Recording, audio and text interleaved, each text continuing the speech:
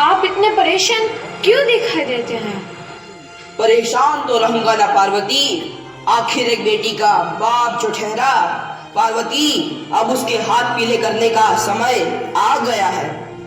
पर हमारी आनंदी तो अभी सिर्फ 9 साल की है। अभी तो उसके पढ़ने लिखने और खेलने कूदने के दिन हैं। देख पार्वती, लड़कियां पराया धन होती है और जितना जल्दी इन्हें घर से विदा कर दे उतना अच्छा है। कल से आनंदी की पढ़ाई लिखाई बंद। पर बापू, इसमें मेरी क्या गलती है? आप मुझे पढ़ाई करने क्यों नहीं देते? तेरी गलती है कि तू एक लड़की है। लड़का होती तो क्या बापू? लड़का होती तो क्या? ऐ लड़की, ज्यादा जबान ना चला, नहीं तो जबान हलक से खींचकर बाहर निकाल दूंगा। बापू, मैं पढ़ लिख कर कुछ बनना चाहती हूँ। मेरी पढ़ाई ना रोको बापू। आनंदी, तुझे पढ़ना है तो पढ़, लेकिन सारी उम्र बाप की छाती पर यूं बोझ बनकर ना बैठ। पर बापू, अभी तो मेरी उम्र पढ़ाई लिखाई की है। मुझे पढ़ लिख कर डॉक्टर बनना है। पढ़ाई पढ़ाई पढ़ाई, आज तो तेरी इन किताबों का काम तमाम करके ही छोड़ूंगा। ये ले। नहीं बापू, मत फोड़ो बापू। मत छोड़ी। नहीं बापू, नहीं। बापू, ये तुमने क्या किया? तुमने मेरी इन किताबों को ही नहीं फाड़ा बापू, मेरी किस्मत फाड़ दी, मेरी किस्मत। ये कापी किताबें ना सिर्फ छोरों के हाथ में अच्छी लगती है, लड़कियों के हाथ में तो सिर्फ मेहंदी अच्छी लगती है, मेहंदी। पर बापू, मैं लड़की हूँ तो क्या हुआ? लड़का और लड़की तो हमारी दोनों आंखों के समान होते हैं। चुप कर आनंदी, और यह एहसान मान कि अब तक जिंदा है तू। कहीं बचपन में गला दबाकर मार दिया होता तो यह तेरी बकबक नहीं सुननी पड़ती आज। पर बापू, मुझे चूल्हा जलाना अच्छा ना लगे है। देख छोरी, जितना जल्दी हो तू चूल्हा जलाना सीख ले, उतना ही अच्छा है तेरे लिए। और हाँ, तेरा ब्याह तो होगा, वो भी कल के कल। अगला जीवन है तुम्हारी यही कहानी। आंचल में है दूध और आंखों में है पानी। मुझे माफ कर दे बेटी, तेरे बापू के जिद के आगे मेरी एक न चलेगी। माफ कर दे बेटी, मुझे माफ कर दे। इस प्रकार मात्र 9 वर्ष की छोटी उम्र में आनंदी का विवाह गोपाल राव जोशी से हो गया। बाल विवाह एक सामाजिक कुरीति है और इस कुप्रथा का शिकार होना पड़ा आनंदी को। 5 वर्ष बाद आनंदी 14 साल की हो गई है। उसके घर एक शिशु ने जन्म लिया है। देखते हैं आगे क्या हो। देखिए ना, इसे क्या हो गया है? इसका माथा तो अंगार की तरह तप रहा है। इसे तो बहुत तेज बुखार है। आप बिना कुछ भी बोलते हैं, दीजिए मुझे। माधव, जल्दी से वैद्य जी को बुला के लाओ। जी, अभी बुला के लाता हूँ। ये तुम क्या कर रही हो आनंदी? भगवान की विभूति लगा रही हूँ। बस करो आनंदी, ये सब अंधविश्वास है। अरे आप यकीन तो कीजिए, भगवान की कृपा से इसका माथा ठंडा हो रहा है और बुखार भी उतर गया है ना बाबू? देखिए, दीजिए मुझे। उठो बाबू, आंखें खोलो, तुम्हें तुम्हारी माँ बुला रही है। आंखें खोलो, देखिए ना इसे क्या हो गया है। आंखें भी नहीं खोल रहा। आंखें खोलो बेटा। आप चुप क्यों है? आंखें खोलो बेटा, आंखें खोलो। आनंदी, हमारा बेटा कभी आंखें नहीं खोलेगा। नहीं, ऐसा नहीं हो सकता। मेरे बेटे को मुझसे कोई नहीं छीन सकता, कोई नहीं छीन सकता। पागल मत बनो आनंदी। माधव, आनंदी, बंद करो ये पागलपन। भगवान ने मेरा बच्चा छीन लिया। भगवान ने नहीं, तुम्हारी अशिक्षा और अंधविश्वास ने तुम्हारा बच्चा छीना है। अगर तुम पढ़ी लिखी होती तो आज हमारा शिशु जीवित होता। तुम अनपढ़ थे आनंदी, अनपढ़। नहीं, अब मैं अनपढ़ नहीं रहूंगी। नहीं रहूंगी मैं अनपढ़। मैं पढ़ूंगी ताकि कल किसी और आनंदी को इलाज के अभाव में अपना बच्चा ना खोना पड़े। शाबाश आनंदी, और यही तुम्हारे अपराध के लिए प्रायश्चित भी है।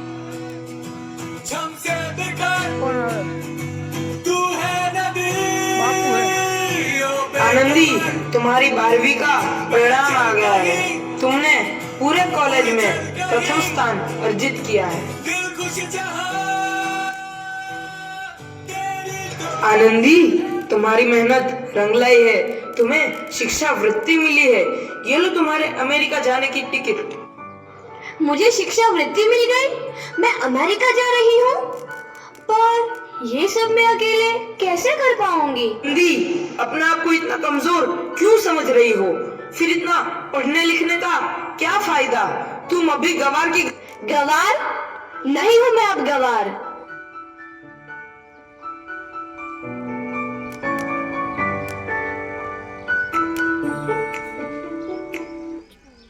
तो इस प्रकार 7 अप्रैल 1883 को आनंदी अमेरिका के पेंसिल्वेनिया के लिए रवाना हुई और 3 साल बाद उन्होंने डॉक्टर ऑफ मेडिसिन की उपाधि प्राप्त कर ली।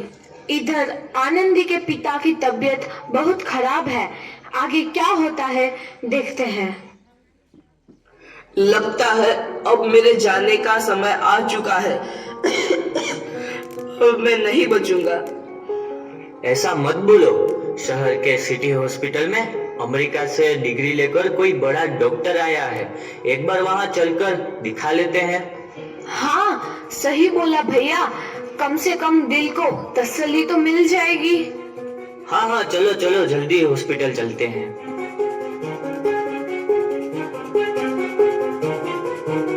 इस मरीज की हालत तो बहुत ही खराब है। कोई चमत्कार ही इसे बचा सकता है। ऐसा मत बोलो भाई। डॉक्टर साहब कब तक आ जाएंगे? लो आ गई डॉक्टर मैडम। डॉक्टर मैडम, जल्दी देखिए, मरीज की हालत बहुत ही खराब है।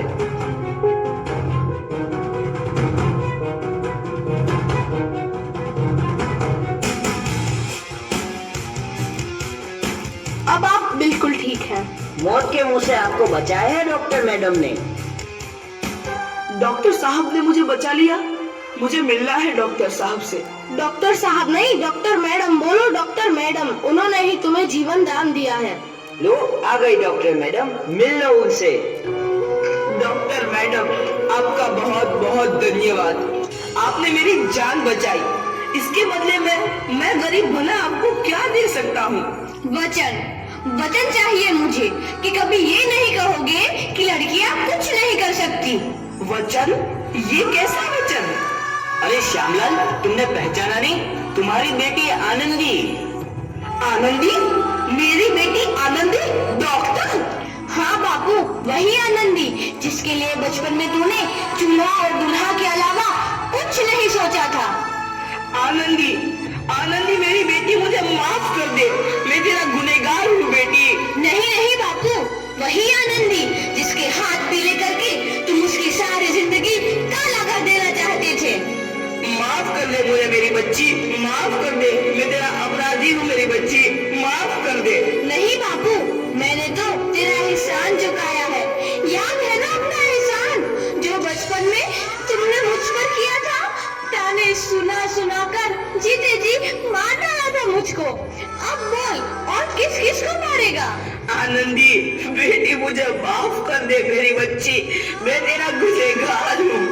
बापू, आपने ही तो बोला था किताबें सिर्फ बेटों के हाथ में अच्छी लगती है, बेटियों के हाथ में तो सिर्फ मेहंदी।